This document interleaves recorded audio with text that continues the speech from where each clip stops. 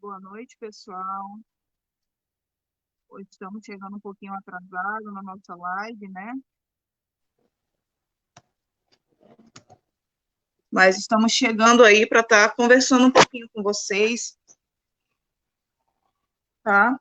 Oi, Algi, boa noite. Boa noite. Tá conseguindo me ouvir? Ah, agora deu certo.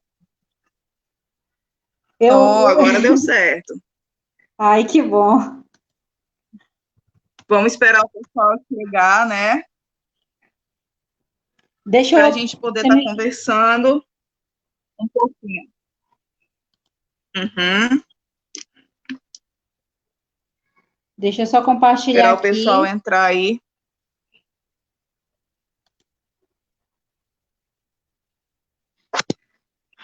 Deixa eu compartilhar aqui também. Tem o link para compartilhar Uhum. essa live, pessoal? Tem como tu me mandar via WhatsApp? Tem. Pede para compartilhar pelo Filhas do Boto, né? Para eles entrarem junto conosco aqui pelo Filhas do Boto. Tá bom, eu vou pegar, vou mandar no WhatsApp aqui. Oi, Anne, tá chegando aí conosco, né? Demos uma atrasadinha, erros técnicos, mas nós já estamos aqui para estar conversando um pouquinho. Mano, e o nervoso, e o nervoso, e Isso o aí passa nervoso, logo, logo, nervoso, senhor. Eu pensando, meu Deus. né? Deixa eu compartilhar aqui, eu quero compartilhar com alguns colegas aqui, esperar o pessoal entrar. Até porque o assunto ele é de suma importância, né, para E a isso, atual estava tudo. situação que nós estamos vivenciando, né, Aldi? Isso, e o pessoal estava no aguardo dessa live Exatamente. comigo. Aí o pessoal estava no aguardo, eu vou compartilhar no WhatsApp para poder o pessoal assistir. Isso, Deixa eu boa ver noite, se tá Marcela, certo. boa noite, Estela, Selma, sejam bem-vindas à nossa live de hoje. Gabriele, Ana Carla, Primo, Zília. Ok, vou compartilhar com mais gente. Vamos lá. Vamos lá, Ai, esperar o pessoal chegar aí. menino, que nervoso. Fica tranquila, que daqui a pouco a gente começa a conversar e esse nervosismo ele passa, né?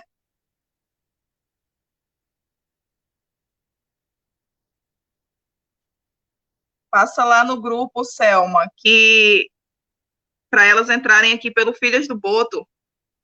Boa noite, Wellison, tudo bem?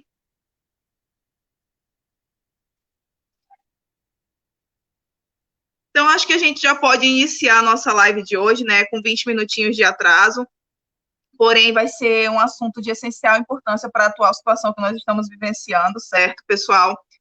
O tema da nossa live de hoje é educação em tempos de pandemia, as estratégias e os desafios para os pais e os educadores nesse período. Nós hoje estamos recebendo a professora Algi Soares, que ela é formada em matemática e ela é ativista social. O meu nome é Yara Caú, eu sou psicóloga, também ativista social nas demais áreas, tá? Faço mestrado na área de ciência da educação, porém eu posso conversar com vocês hoje como mãe, né? Nós teríamos uma outra convidada, que era a Neuziane, mas infelizmente ela não pôde estar conosco hoje. Mas vocês não ficarão na mão nesse sentido, porque, como eu falei para vocês, eu sou mãe, então eu posso responder em relação às dificuldades que nós estamos enfrentando, e a Alge como educadoras, né? Eu também como mãe educadora. Exatamente, então tá nos dois papéis, né, Alge? Boa noite, Então, pessoal. Boa noite, Stephanie. Boa noite a todos e vamos lá. Então, Alge, como que você pode me falar dos desafios que estão sendo enfrentados hoje, nesse momento, você enquanto educadora, enquanto mãe também? Quais são os principais desafios que você percebe que eles estão vindo hoje à tona, principalmente por essa situação da pandemia? olha, Yara, é assim. Estava conversando com alguns amigos, eu sou professora de reforço para mais de 20 anos, eu comecei bem novinha, aos 14 anos, dando aula. Estou no estado, estou como professora do estado de Rondônia desde agosto de 2018. E pego logo pela frente, né, essa pedreira que é essa pandemia. Nós estamos no ano de 2020, eu vou fazer 2 anos ainda de estado e pego essa pedreira. Em uma live anterior que eu participei, inclusive, eu até comentei que eu sou uma grande defensora de que a tecnologia fosse inserida em sala de aula. Eu, inclusive, sempre defendi isso no tempo da faculdade. O meu TCC foi sobre o uso do WhatsApp como ferramenta de mobilização. Na época, as pessoas riram de mim, teve gente que disse que meu TCC era cachorro, que era besteira. Mas olha aí, hoje estamos trabalhando os conhecimentos e dialogando com os alunos, professor-aluno, através do WhatsApp. Não é verdade? Eu acredito que você, como mãe, você está chegando no professor da sua filha, do seu filho, através do WhatsApp. Então, não é besteira assim. Então, eu defendia essa inserção. Eu sei que a escola particular, ela já está nessa inserção, ó, tem bastante tempo. Não é à toa que a maioria das escolas particulares, em 2 semanas, já estavam trabalhando com atividades online, mas porque ela já atendia essa realidade, ela já vinha trabalhando já há bastante tempo com isso, o que é uma coisa bem diferente da escola pública. A escola pública, a gente não tinha esse trabalho de trabalhar com ferramentas como o Google Classroom, o Google Meet, com o Zoom. A gente não tinha esse tipo de acesso à tecnologia. E, de repente, nós, professores da rede estadual, fomos inseridos nessa realidade, jogados, literalmente, empurrados goela abaixo, dessa forma. Está sendo cansativo, estressante, isso é da boca de todos, e eu acredito que não só de professores e alunos.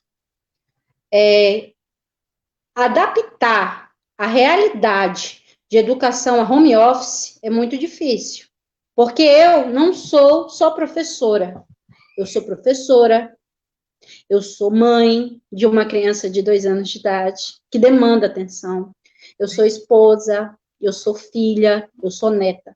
Então, nós somos multidimensionais. E o mais interessante em todo esse contexto, Aldi, é que a gente pode perceber que, apesar dessa dificuldade de inserção da educação na tecnologia, a maioria das crianças hoje, elas já têm um contato com a tecnologia muito grande. E, às vezes, eu percebo, porque eu também sou professora, só que eu sou professora de curso técnico para adultos, né? E eu percebo que, muitas vezes, a dificuldade para o adulto é muito maior do que até mesmo para a criança ela se inserir nesse contexto, né? Até porque nós vamos vendo aí que nossos filhos, eles estão a todo momento com a tecnologia já vivenciada, né?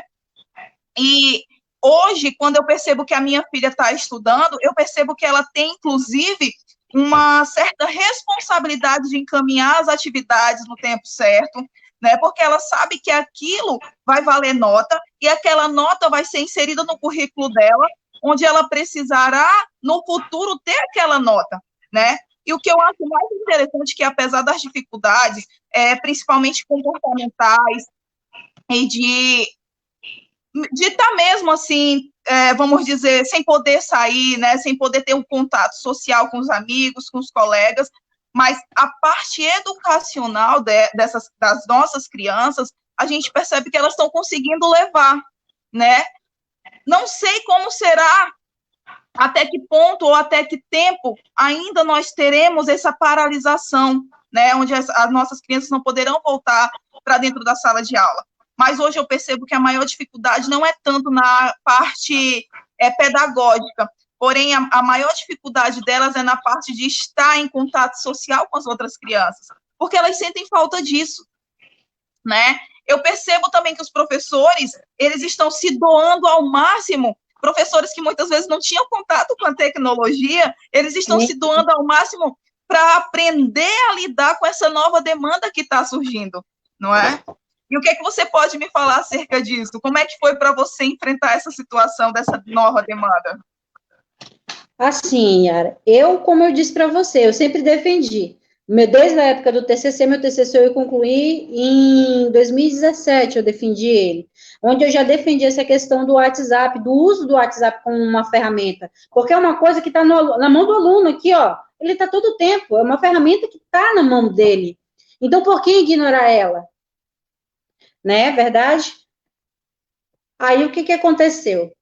Eu, quando fui vista nessa questão da pandemia, eu procurei logo pesquisar, mas não vou dizer para você que foi algo fácil, porque não foi.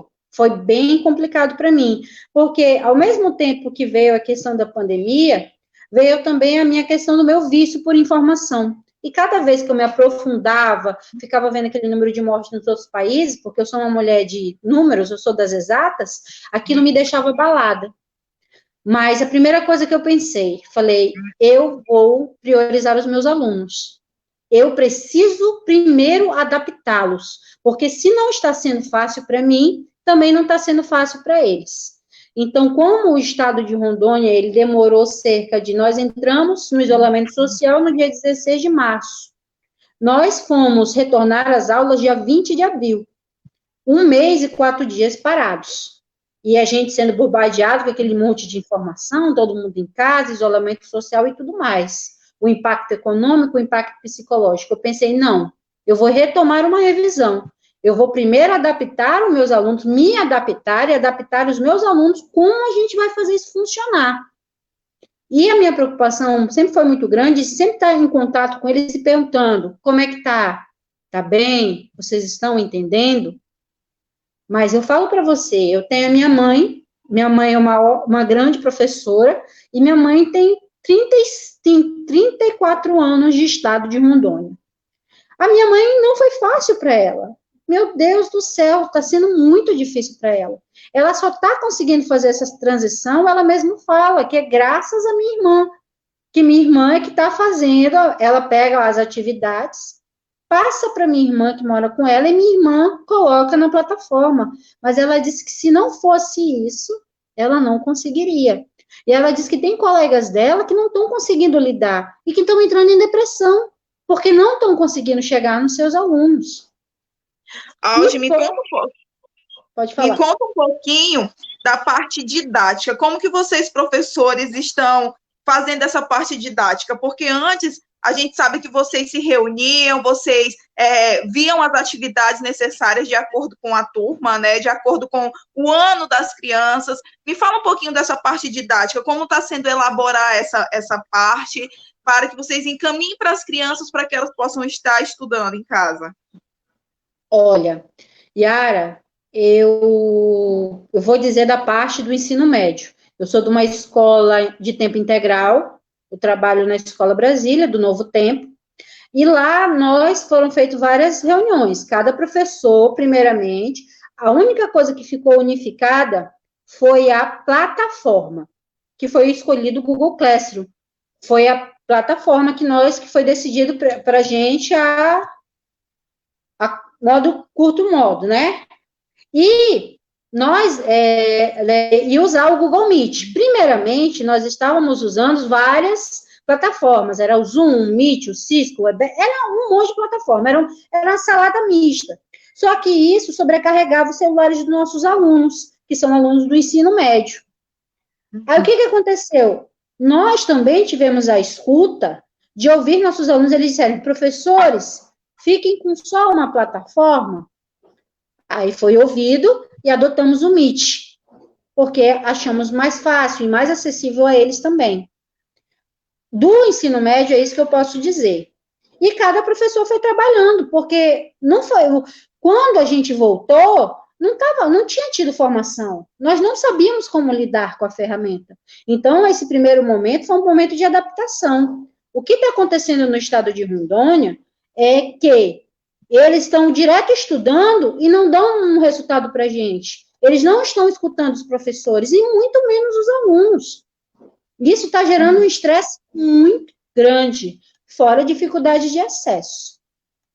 Das crianças, eu vejo um esforço muito grande e uma preocupação também.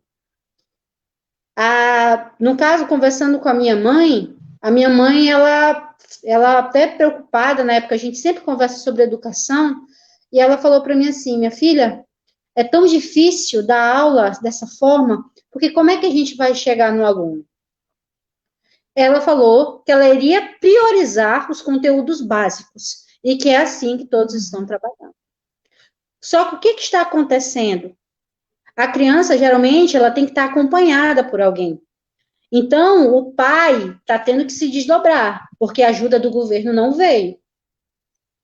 Então, o pai da rede pública, da rede municipal, ele geralmente chega em casa mais tarde, porque ele não vai ficar esperando os R$ 600. Ele vai trabalhar. Então, muitas das vezes, as atividades acumulam.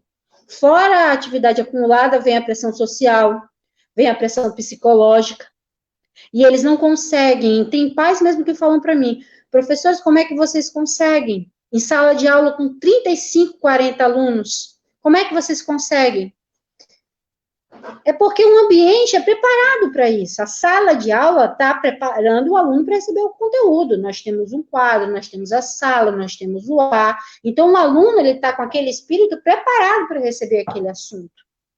E ele já sai de casa sabendo que ele vai para a sala de aula para estudar, né? Em casa, de alguma forma, é o lugar de conforto desse aluno, né? É como se ele dissesse, eu não tenho responsabilidade para estudar porque eu não estou dentro de uma sala de aula, eu não estou dentro de 4 paredes que leva-se o nome de uma escola, né? Então, a criança, ela acaba se acomodando também nesse sentido, de dizer, eu estou em casa, eu estou no meu lugar de conforto, no meu lugar de segurança. Como você falou e colocou muito bem, a maioria dos pais precisam sair para trabalhar. Essa criança fica, querendo ou não, um tempo ociosa em casa, né? Porque o pai precisa acompanhar. Como que essa criança vai fazer uma atividade sozinha? Porque a gente já percebe que, às vezes, a dificuldade dentro de sala de aula existe, porque existem perguntas dessas crianças, desses adolescentes. Porém, em casa, como que vai ser tirada essas dúvidas? Não tem como ser tirada dúvida, né? A não ser que a criança faça a pergunta pelo WhatsApp para o professor, e lembrando ainda mais que o professor, que ele trabalha através do WhatsApp, eu percebo, inclusive, pelos professores da minha filha, eles não têm apenas uma sala de aula para atender. Eles têm inúmeras salas de aula. E eu percebo que a maioria dos professores falam, pais, eu preciso de um horário específico para atender o filho de vocês.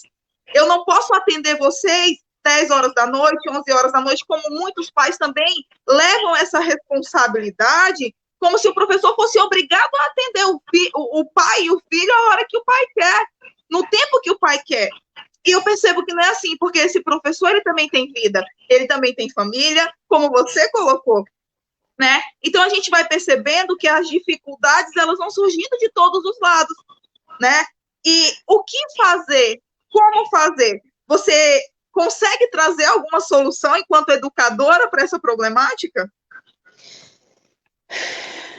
Olha, o que eu tenho conversado com os meus alunos é dizer para eles, eu digo, procurem um horário, porque é difícil. Teve um aluno até que me procurou, ele falou assim, professora, eu não sei o que eu faço, de manhã eu não consigo render a partir das 9 horas, que é a hora que meus irmãos mais novos acordam. Professora, a casa vira o caos. Minha mãe quer limpar a casa, eu quero me concentrar e não consigo. Professora, o que eu faço? Aí eu falei, meu querido, você vai ter que procurar um horário. Eu digo, você rende de madrugada? Aí ele, professora, até que consigo. Eu digo, então acorde um pouquinho mais cedo, acompanhe as lives dos professores que você tiver condições de acompanhar, e depois disso, espere seus irmãos dormir para trabalhar. A minha filha mesmo agora, eu moro num apartamento pequeno, para mim poder fazer essa live, essa é a segunda live. Para mim poder fazer essa live de hoje, a primeira live foi a base de goiabada com creme de leite, para ela ficar quieta, e essa segunda live está sendo a base de pão de queijo com suco de uva e Bob Esponja lá no quarto. E meu marido fazendo um malabarismo. Não é fácil. Em nenhum momento a gente vê o nosso secretário de Educação analisar essa realidade. É que nem a Selma, ela comentou o seguinte, que aqui em Rondônia, especificamente, é onde está despreparado para ter recebido dessa forma, né? Mas eu também vejo que é muito uma questão cultural, né? Porque nós vemos aí que em outros estados a coisa está andando de uma forma que está rendendo para determinados alunos, né? Eu tenho amigos fora daqui de Rondônia, por exemplo, que eles falam, nossa, eu estou, inclusive, gostando da forma como está sendo trabalhado, eu estou vendo que o meu filho está conseguindo aprender, mas e aqui em Rondônia? Será que é cultural? Será que é a parte mais governamental que, de fato, não está preparada para receber, ou não quer, de fato, ouvir os pais, não quer ouvir os professores, né? Esse grito, muitas vezes, de socorro que os professores, eles dão, né? A Anne colocou também uma situação aqui, que ela fala o seguinte: eu sou professora universitária, e eu senti que meu trabalho home office, ele parecia professor de 24 horas, e às vezes nós sentimos também isso, né? E o que você pensa em relação a isso, Alge? Em relação a essa parte mais do despreparo governamental, ou essa dificuldade que muitas pode ser cultural? O que você pensa a respeito disso? Olha, Yara, é despreparo, é a forma como a educação no nosso estado é tratada. Se você for olhar, uma das atitudes tomadas pelo esse novo governo, se você for passar pela maioria das escolas, você vai ver muros cinzas com serpentina. Está parecendo mais um presídio do que uma escola. Então, daí, eu acho que não precisa dizer muita coisa para você ver o tamanho do despreparo da educação no estado de Rondônia. Entende? Escola é para dar asas. Eu acho muito bonito, tem duas escolas aqui que eu acho a frente muito bonita, uma delas é o Murilo Braga, com aqueles arcos lindos e coloridos. São arcos que como se olhasse para o futuro. O Carmela Dutra, com aquele monte de janelas, com aquele hall lindo, enorme, olhando para a praça. Entende?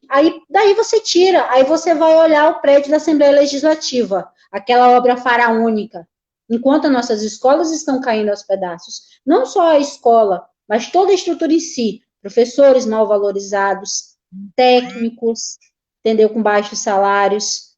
Então, assim, tudo isso mostra o despreparo do Estado. Fora que ele não está escutando os professores e nem os alunos. Os alunos estão reclamando e os diretores estão sendo altamente pressionados e, consequentemente, nos pressionando também. Tá? A cobrança é imensa, filha. É uma burocracia sem fim, é relatório em cima de relatório que a gente tem que estar fazendo. E afeta diretamente na educação, né? Na forma de ensino-aprendizagem, na realidade, né?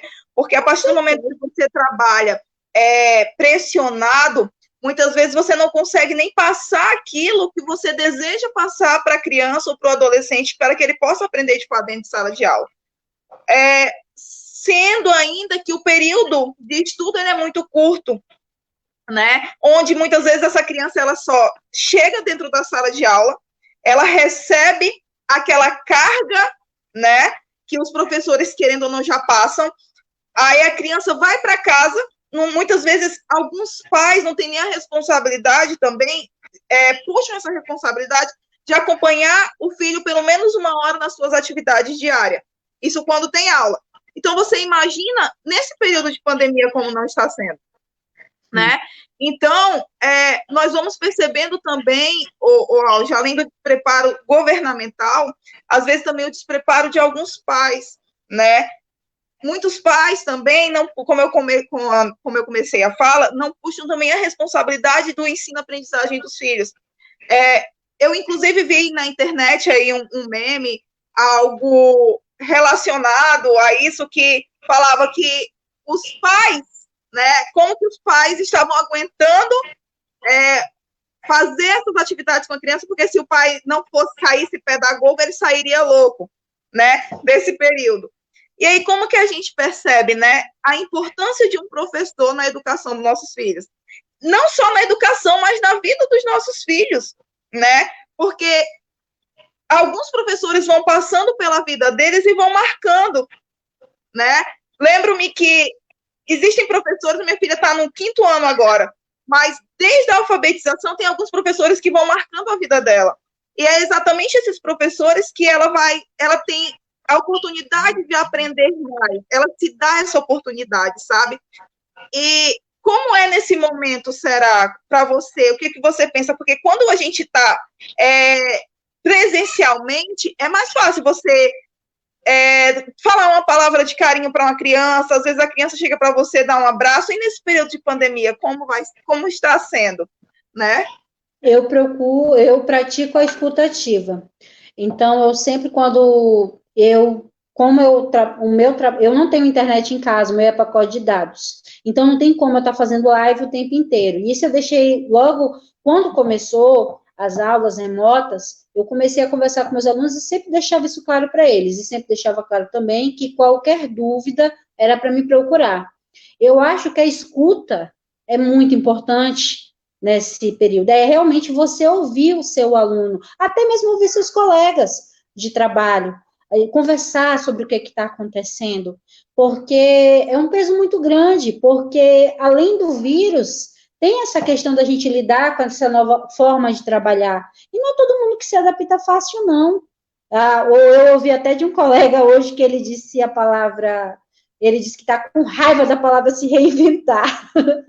Aí ele, toda vez tem que falar essa palavra, tem que se reinventar, tem que se reinventar. E é o que nós estamos fazendo o tempo inteiro. Eu acho que eu já trabalhei com alfabetização de crianças e você tem que ter carinho, você tem que escutar. Se você perceber, se seu filho, só uma dica, tá dizendo que tá com muita dor de barriga, se ele tá dizendo que tá com dor no olho, se ele vier com história, ele não tá afim. E se você for gritar com ele, vai ser pior. Se você chantagear ele, vai ser pior. Hoje, nesses períodos de pandemia, se você puder pegar até num sábado, num domingo, para sentar com seu filho, é até muito melhor, porque às vezes você vai estar sem trabalho, e às vezes é melhor você ter 30 minutos produtivo de atividade do que você ter 1 hora brigando com ele. É melhor 30 minutos, é melhor de 10 exercícios ele conseguir fazer 3, que você viu, olhou para ele e disse, muito bem, meu filho, você conseguiu, do que você forçar ele a fazer os 10, mas ele já está cheio daquilo.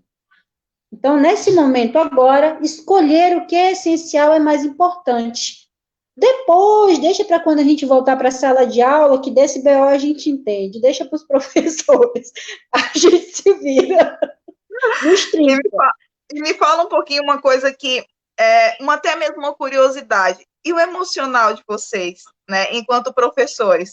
Porque a gente já colocou que vocês não são apenas professores, né? Vocês têm família, vocês são pais, são mães, tem que estar acompanhando os filhos também, tem esposo, pessoas até para cuidar no seu dia a dia, né? Então, me fala um pouquinho como que está sendo emocional, porque algumas palavras suas atrás você falou em relação a alguns professores que estão apresentando alguns comportamentos e alguns sinais depressivos, né? Então, me fala um pouquinho sobre isso. Olha, eu tive Covid, eu só fui perceber que eu estava com Covid quando eu fiquei sem sentir cheiro, eu perdi o olfato e o paladar. Eu estava fritando, fazendo arroz e percebi. Meu marido já estava com febre há 4 dias e estava começando a ter tosse. Eu tive 3 dias de febre e passou. A minha preocupação maior era com ele. Graças a Deus eu tenho uma diretora muito compreensiva e no mesmo momento que eu liguei para ela, ela disse, para tudo e vai se preocupar com seu marido e se recuperar. E até mesmo, se você chegar para ela e dizer, olha, não deu, eu tô cansado, eu tô com a cabeça cheia, ela vai entender. Como eu disse até hoje na live hoje, alguém dizer que tá tudo bem nessa pandemia, a pessoa tá mentindo. Porque não tá bem. Nós não estamos podendo sair. Eu, por exemplo, não vejo a minha avó desde quando eu cheguei. E a preocupação com ela não cessa em nenhum momento. Porque eu sei que as pessoas que estão com ela não estão se cuidando como eu estou me cuidando. Sabe? Estou preocupada com a minha mãe, eu estou preocupada com a minha irmã. Minha irmã é serviço essencial, ela tem que sair o tempo todo. Mas é difícil. Mas eu estou tentando manter a calma. Não é fácil. Entendeu? Eu até falo para os meus alunos, meus alunos às vezes mandam mensagem para o professor, eu não estou bem. Eu digo, meu amor, tá tudo bem não estar bem. Tá tudo bem chorar de vez em quando. Tá tudo bem querer colo de vez em quando. Porque não tá legal para ninguém. E a gente não precisa ser forte o tempo todo. Não temos essa necessidade. Mas eu tenho vários amigos que estão fazendo terapia, tá? Essa terapia remota, estão fazendo terapia porque são pessoas tão dedicadas no trabalho que se viram numa situação que elas não estão conseguindo ver o retorno que elas esperam. E isso frustra muito elas, sabe? E elas não estão sabendo lidar com isso. E não são poucos amigos, não, são muitos, tá? São muitos amigos que se encontram nessa situação. É muito complicado, né? Quando a gente fala da parte mais emocional, né? A nossa parte mais emocional, porque de alguma forma, sabe, Aldi, nós já estamos sujeitos, né, a termos dificuldades de ansiedade, dificuldades de sinais depressivos, né? Porém, em momentos de isolamento, a gente percebe que existe uma agregação nesses sinais, né? A gente acaba percebendo que eles surgem com mais facilidade, até porque a nossa vida, de alguma forma, ela é completamente modificada. E como você falou, algumas pessoas elas têm que se reinventar, né?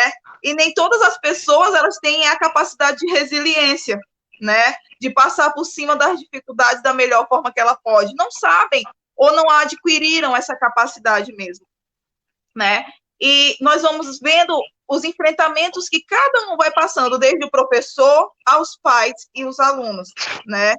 Porém, a preocupação maior nesse momento, creio que é em relação mesmo aos alunos, porque eu percebo que é o futuro, né? É a geração que nós estamos criando e formando, né? E é onde nós devemos empregar a nossa maior responsabilidade, vocês enquanto educadores e nós enquanto pais, né?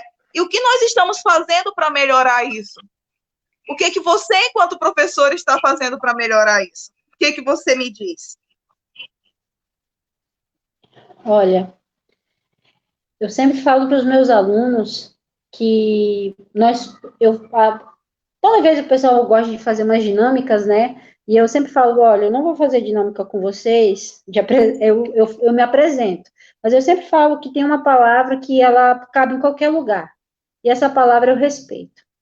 Então, eu falo para os meus alunos hoje que, meus amores, não importa onde vocês vão, não importa o que você vai fazer, se você tiver respeito pelo outro, pelo espaço, pelo local que você vai estar, você consegue chegar em qualquer lugar. Então, uma coisa que eu peço para eles é respeito, em primeiro lugar, empatia, se colocar no lugar do outro e saber se reconhecer como um privilegiado. O que é uma pessoa privilegiada? Eu falo para eles, meus amores, se vocês hoje estão acessando a Lindíssima aqui, você é um privilegiado, porque não é todo mundo que está tendo acesso à internet. Eu deixo bem claro esses dados para eles. Eu falo, ó, 77% da população, dos estudantes matriculados para fazer o Enem em 2021, não tem acesso à internet. Então, se hoje você tem um acesso, se você tem um notebook, se seu pai não foi afetado economicamente pela pandemia, você sim é um privilegiado.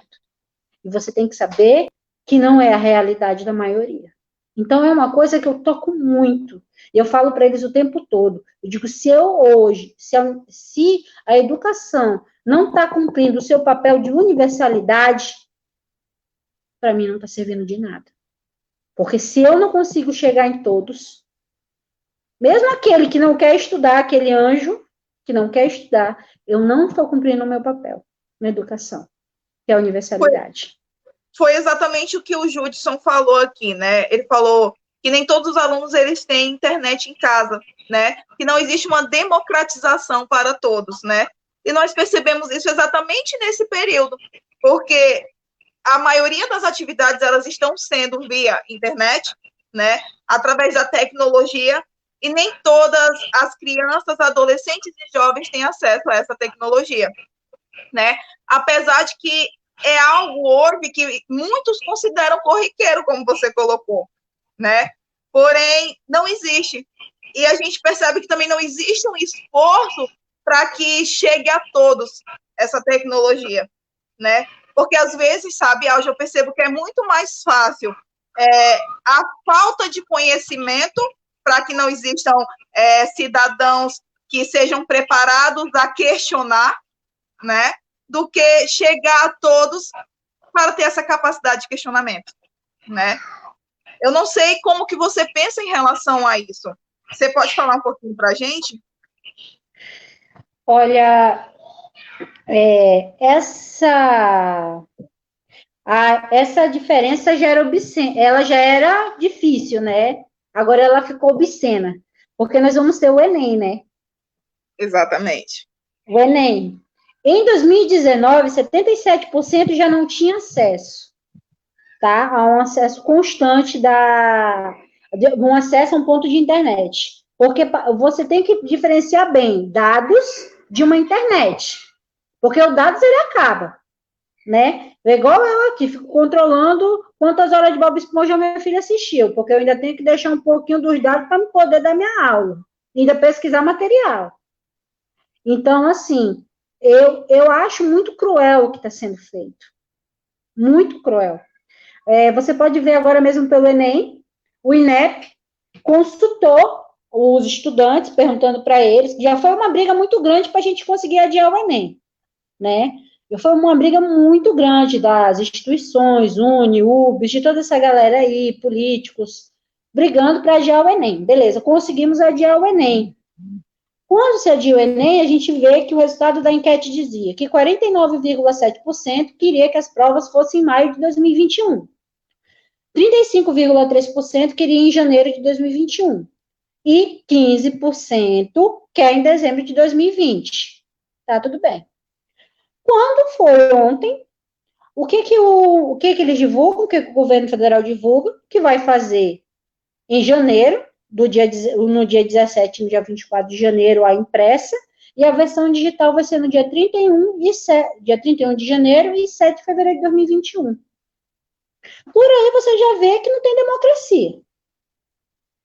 Se não tem democracia na internet, você imagina, então, no acesso à internet, você imagina, então, no Enem. Se 77% não tem acesso à internet, então tem 77% da população brasileira, dos 6 milhões de inscritos, não estão tendo como se preparar para o Enem adequadamente. E aí, existe isonomia nisso? Não existe isonomia. É um sistema muito cruel. E a gente percebe, Alge, nesse contexto dessa vivência que a gente acaba conversando hoje, que é sobre a educação em época de pandemia, né? As estratégias e os desafios enfrentados pelos pais e professores, nós podemos colocar que a dificuldade, ela vem, né, desde da ambientação de casa, da ambientação escolar, e uma grande parcela também nós podemos colocar como parte governamental, né? Então, a gente percebe que os desafios, eles sempre vão existir, porém, nesse período que é necessário a busca pela tecnologia, a busca por democracia, aí nós vamos percebendo as falhas nesse contexto, né? E o mais interessante de tudo é que para dar certo, ou para que se inicie o processo de dar certo, precisa-se de todos buscando o seu papel, o papel ideal, né? Apesar de que não existe um papel ideal, mas que cada um busque fazer o seu melhor dentro daquilo que é o proposto para ele. O professor dentro do papel do professor, o pai dentro do papel do pai e o governo dentro do papel do governo, né? Assim, Ara, pode falar. Pode falar. Ok. É porque, assim, o pior para mim é como você falou, a internet, ela simplesmente, ela escancarou, ela obscenizou, entendeu? Ficou obsceno a diferença, o abismo social no qual vivemos. Está gritando aí. É como eu falo para os meus alunos, não tem como negar. Eu falei, tem colegas seus que você está conseguindo entrar em contato pelo WhatsApp, pelo canal do Free Fire lá que você joga, mas tem colegas que você nem sabe o que aconteceu com ele, você nem sabe onde ele está. O pior, sim, para mim, do Enem, que eu vou tocar porque é o ensino médio, é a minha realidade, é que não é só o prazo que é obsceno, é a condição que o estudante se encontra para dar continuidade aos seus estudos, que não tem. Infelizmente, quem vai fazer o Enem adequadamente é o restante da população branca, tá? Que tem acesso à internet, que foi igual aquela propaganda sem vergonha que o Val Trump fez, aquela propaganda branquela, ignorando totalmente a miscigenação do nosso país. São eles que vão se sair bem em janeiro, porque os meus alunos aqui da periferia do Jardim Santana, que mal têm o dinheiro por dados, não vai conseguir se sair bem. Não vai. A galera da zona rural, que está sendo ignorada pelo nosso digníssimo secretário de Educação Suame, não vai conseguir ter acesso. Não vai, não adianta. Teve aluno que falou para mim, aluno da minha antiga escola, eu estava ajudando eles fazendo uma distração, que eu fazia parte das Olimpíadas, do preparatório para as Olimpíadas Brasileiras de Matemática, ele mandou para mim, professora, meu pai perdeu o emprego e nós vamos voltar para o sítio, porque no sítio não falta galinha, não falta farinha e não falta verdura. Eu não vou poder mais entrar em contato com a senhora. É essa a realidade. É doído. E acaba surgindo a impotência também enquanto educadora nesse sentido, né? É doído demais. É doído demais. E quem é ele? Ele é um menino negro da escola pública da periferia. Ele é o retrato de muitos. A minha mãe falou mesmo um dia desses aqui, ele, professora, eu não estava entrando em contato, eu estou com as atividades tudo acumulada, porque aqui em casa é só um celular para 4, e minha mãe está tendo que fazer umas diárias porque perdeu o emprego. Essa é a realidade de muitos. É doído demais você ouvir isso. E a SEDUC, aqui a educação só cobra é desgastante demais para nós, porque a gente está preocupado com aquele que não tem acesso. A gente está preocupado com eles, mas o Estado não está. Exatamente.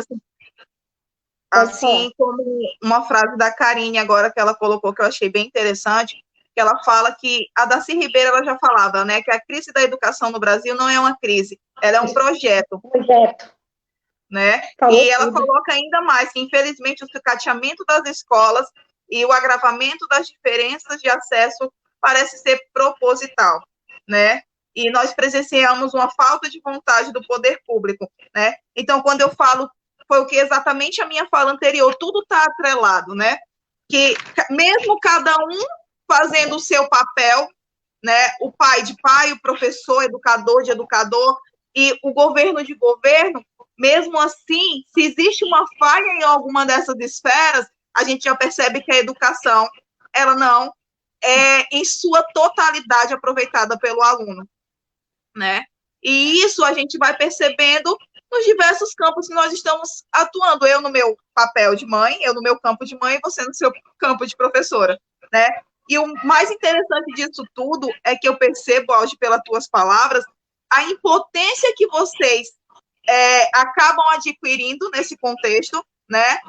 Por mais que vocês tentem fazer o melhor de vocês, mas esse melhor nunca vai ser, de alguma forma, como que eu posso dizer, aproveitado, né? Porque o poder público ele não está disposto a melhorar também o salário, as garantias de direitos de vocês enquanto educadores, né? O governo daqui ele está refletindo muito o governo federal. O governo estadual ele está praticamente um reflexo. Ele age de forma autoritária e sem transparência, entendeu? De forma autoritária e sem transparência nenhuma. E isso afeta diretamente em quem, hein, Alge? Primeiro que afeta nós professores. E em segunda parte, os alunos. Né? Por consequência, né? Por consequência. É como eu falei para você, quando a Karine fala aí a famosa frase de Darcy Ribeiro, isso é a mais pura verdade. Porque é como eu falei para você, olha para nossas escolas hoje, o tamanho dos muros. Escola não é para construir muro, é para construir ponte. É ponte para o futuro. Entendeu? Nós temos que entregar cidadãos para a academia, que é a faculdade, para que lá eles possam gerar conhecimento para... Desculpa aí, gente, a minha filha... com certeza que deve estar aprontando. Aí meu marido veio aqui na sala. Ela vai chorar só um pouquinho. Mas, assim, você olha, eu olho hoje, às vezes eu saio. Essa menina aqui brincando na rua. Deus o livre. Aí, aqui. O que acontece? Quando você vê a escola que eu saio para passear, onde eu vejo a maioria das escolas com um muro cinza, altíssimo, para mim, aquilo ali é a mesma coisa que um presídio. Aquilo ali me deixa extremamente triste e decepcionada. Eu olho aquilo ali, eu fico frustrada. Aí, ao mesmo tempo, uns minutos depois, eu vou passar na frente do prédio do Poder Judiciário, ali na Pinheiro Machado. Que prédio lindo, né? Um prédio soberbo, sabe? Aí, logo depois, eu vou ver o prédio da Assembleia Legislativa. Que prédio, senhores? Que prédio. Chega assim, dá vontade de trabalhar lá. E como é que você vai passar na frente da sua escola, eu, professora, que forma essa galera todinha, formo médicos, engenheiros, advogados, doutores, políticos. Vou chegar numa escola que parece um presídio. Ali mostra o fracasso da sociedade. O presídio, não sou contra, mas o presídio é onde a sociedade errou. O presídio é para as pessoas que vão lá onde a sociedade errou, onde o Estado se fez ausente. E a escola se tornar esse reflexo é ridículo demais, gente. É ridículo demais. Mas apesar dessa não valorização, você sabe que o seu papel ele é de suma importância para a nossa sociedade, né? Porque exatamente é você que está formando, né? Como você colocou, médicos, advogados, engenheiros, professores, que vão muitas vezes, crianças vão se espelhar em você para se tornarem professores, né? E nós, pais, de alguma forma, também nos tornamos gratos a todos os professores, porque são exatamente o espelho que nós vemos nos nossos filhos em relação à educação. Porque muitas vezes eu percebo a alegria da minha filha em estudar uma determinada disciplina que ela se identifica com o professor, né? Onde ela chega e fala, mamãe, eu gosto muito de ciências, eu vou me tornar médica, por exemplo, porque a minha professora está me ensinando sobre o corpo humano, e isso me interessa, né? Porque teve a empatia da professora em relação a ela. E é esse o papel do professor, de fato. Ser empático, ser companheiro, ser colega dessas crianças, ser amigo, sabe? Porque, como eu te falei, a educação, ela vem da base, né? Muitos professores já pegam a criança ali na parte primária da criança, nos primeiros anos de vida, de fato, dessa criança, né? E é a partir dali que ela vai caminhar a vida educacional dela. E essa é a importância de vocês, né? E é por isso, Alge, que hoje, eu, enquanto mãe, eu te agradeço por você ser professora, né? Por você, nesse período de pandemia, nesse período de isolamento, nesse período de dificuldade, estar se esforçando o suficiente para estar passando a educação para os filhos de alguém, né? Porque esses filhos de alguém se tornarão, no futuro, pessoas bem-sucedidas. E você vai poder dizer, eu participei da educação formal dele, né? E eu queria também, pessoal, te agradecer, Alge, tá? Por estar aqui conosco, por ter disponibilizado desse tempo para falar sobre educação, para falar sobre dificuldades, muitas vezes para falar, inclusive, colocar situações do teu dia a dia, da tua vida pessoal, né? Para passar para as pessoas para passar para as pessoas esse enfrentamento todo que nós estamos vivenciando. Quero agradecer também a cada um que se disponibilizou, que está aqui conosco, nos ouvindo e conhecendo um pouquinho da situação vivenciada nesse momento, tá? Espero que essa live de hoje possa ter ajudado vocês, possa ter clareado um pouquinho a respeito da educação e dessas dificuldades, né, nessa época de pandemia, porque nós sabemos que não é fácil para ninguém, nós sabemos que está tendo que existir adaptação de todos os lados, né? Então, Por hoje eu encerro essa live e agradeço de coração a todos vocês. Obrigado, Alge, tá? E obrigado a todos que estiveram conosco. Até mais, tchau. Tchau.